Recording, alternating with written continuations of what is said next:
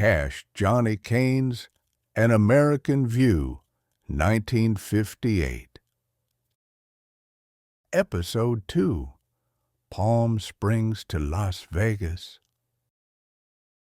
I rolled slowly down east to Chava, the early light catching the glass like it was something sacred. It felt like the entire town was a poem of sun and tanned legs and hush-money dreams. I turned onto North Palm Canyon Drive, and the pink Caballero hummed like a song I'd forgotten. I passed the El Mirador and waved like I knew it, like it remembered me. I left the desert behind and followed the curve of the 210 West, up into the bones of the land. There, I found little diners with sun-faded awnings and telephone poles leaning like lazy sentinels. I ran the Buick through Pasadena, brief and bright, windows down, the smell of citrus on the wind. It made me think of a woman I once knew who wore gardenia and never said goodbye. I was out past the edge of the valley now, running springs rising, pine trees creeping back into my story, air cooler, road tighter, the Buick sailing along it like a quiet ship. I pulled off to a turnout just east of Crestline, stood on a rock, and looked over the haze, Los Angeles fading behind me, freedom up ahead. I dropped down toward San Bernardino with the sun sliding west, my hands loose on the wheel, like the car was driving me somewhere I was always meant to go. I pulled into a burger shack run by two brothers in San Bernardino, California, a charming little place seemingly on the precipice of taking over the world. The burger shack boasted the kind of clean, curved design that whispers future, but still smelled of grease and grilled onions in the past.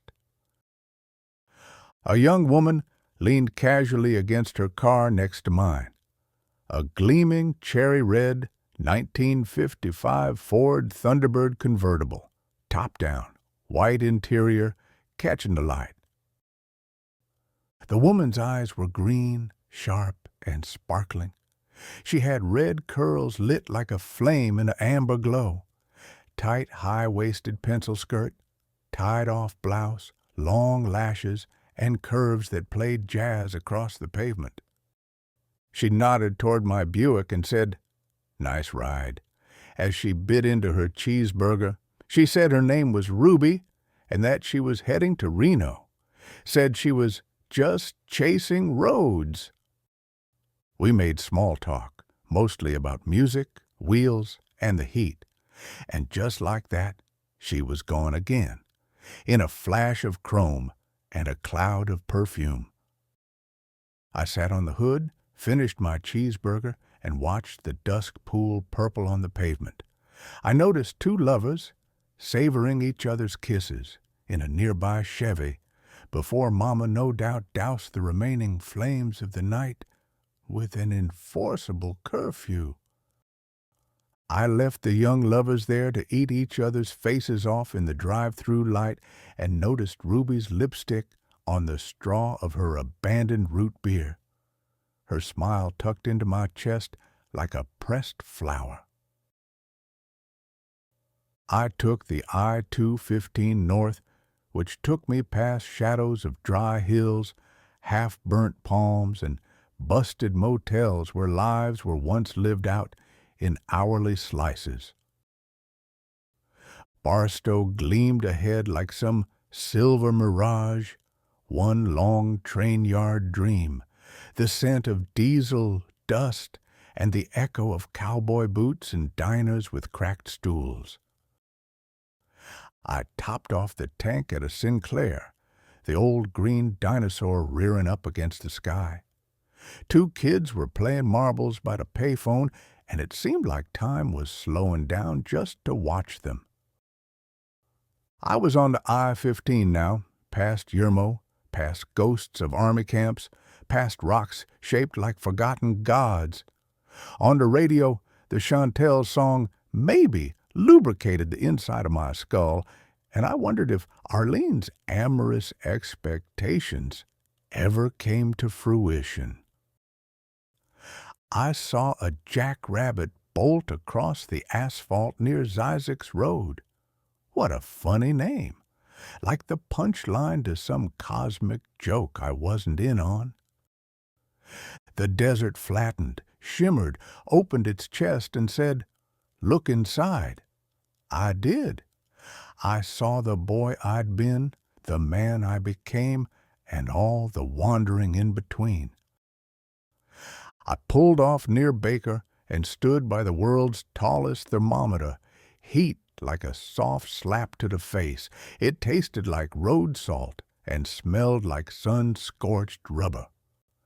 Vegas glimmered up ahead, red neon, chrome spires, the kind of city that makes promises it knows it won't keep. I rolled down the strip just past 9, every sign blinking like a heartbeat. I whistled with delight into the dry Nevada wind, and it carried it away like a mischievous phantom. I checked into the Hacienda Casino and Resort, down the southern end of the strip. The grand neon sign glowed like a Roman candle. The bellhop in white gloves tipped his cap to me as he opened Buick's door. When I got to my room, I took a long, hot shower and let the desert dust rinse from my skin. I went downstairs to the casino floor and ordered a ribeye, medium rare, with a baked potato and a tall cola on ice. After dinner, I dropped $1,000 on the poker table like it meant nothing. I found myself flopping down a treble full of sailboats with a heartbreaker at the helm and pilfered the chips in the pot like a silver-tongued bandit. But the win felt a little empty and joyless. What rattled me was how easily I'd let that kind of scratch go, the amount of money I would have once killed for, when my belly clawed from hunger. Feeling suddenly uneasy, I pushed back from the table and walked away. I found my way to the pool instead. I stripped off my shirt and let the night air settle on my chest. I could hear Sinatra playing from hidden speakers, so I just floated and listened.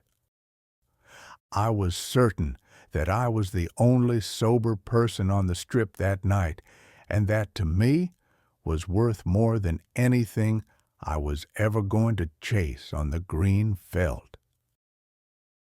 I left Las Vegas bright and early the next morning, the rising sun throwing gold across the Buick's polished hood. I headed north on Highway 93 toward something quieter, something ancient. Past the last neon glow and into wide silence. Mountains on the horizon, a whisper of rain in the air. Great Basin up ahead. Just another story, waiting to be written.